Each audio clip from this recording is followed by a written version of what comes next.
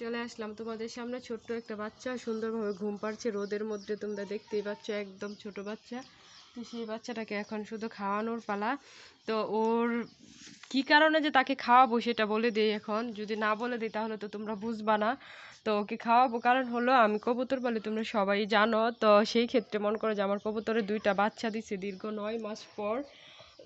তো 9 মাস পর বাচ্চা দেওয়ার পর 2টা বাচ্চা থেকে একটা বাচ্চা কিন্তু বিড়ালে নিয়ে গেছে খোপের ভিতর থেকে। তো যখন খোপের ভিতর থেকে একটা বাচ্চা নিয়ে গেছে তখন ভয়েতে কবুতর আর কিন্তু খোপের ভিতরে আর যায় না। তো না যাওয়ার কারণে বাচ্চাটাকে তাপও দিতে পারে না, খাওয়াইতেও পারে না।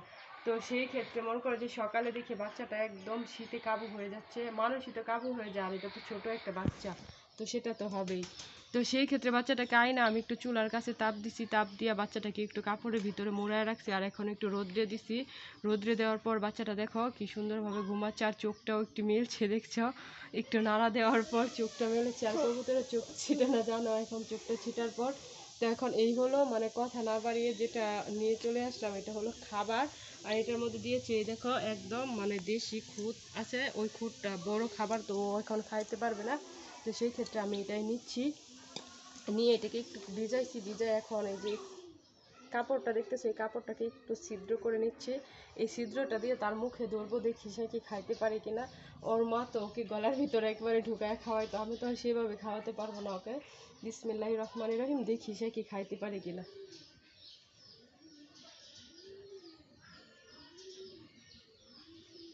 আমি মুখটা দিচ্ছি কিন্তু সে খাচ্ছে না, আর খাওয়ার তো বুঝে না, তাহলে খাইবো কি? সে তো খাবার কি জিনিস সেটা তো বুঝেই না, তার মা তো তার খাওয়ায় বাঁচাইছিল এই পর্যন্ত।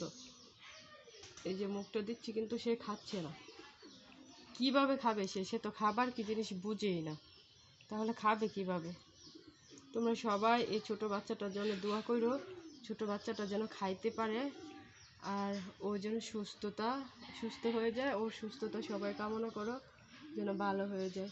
মানুষ হোক পশু পাখি হোক, যদি মনে করো যে তার মাস মানে যদি মানুষ হয়, যদি মায়ের দুধ না পায় তাহলে সেই বাচ্চাকে বাঁচানোটাই মানে আসলেই অনেকটা কষ্টকর।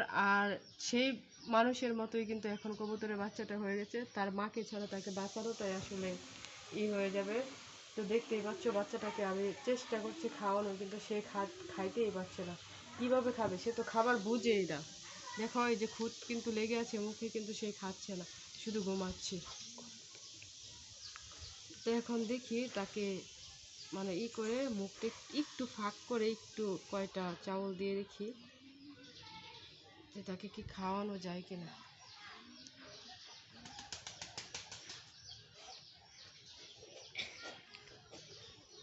তো এখন আবারও দিয়ে দিচ্ছি কয়টা চাউল। দেখো মুখটা ফাঁক করে, তাকে কিন্তু এইভাবে খাওয়ানোর ছিল না, খাওয়ানোর ছিল তার মা তাকে সুন্দর করে খাওয়াতো। এই দেখো এখন অল্প একটু মুখে যখন দিয়ে দিলাম, ঘাড়টা নেড়ে একটু একটু খাচ্ছে। তো আমি এইভাবেই কিন্তু তাকে খাইয়ে বড় করবো। তো তোমরা সবাই দোয়া করো এই বাচ্চাটার জন্য, বাচ্চাটা যেন সুস্থ হয়ে যায়, ভালো হয়ে যায়। তো আবারও চলে আসবো তোমাদের সামনে নতুন কোনো ভিডিওর অপশন নিয়ে। সেই পর্যন্ত সবাই ভালো থেকো, সুস্থ থেকো। তো ধন্যবাদ সবাইকে, আসসালামু আলাইকুম, টাটা।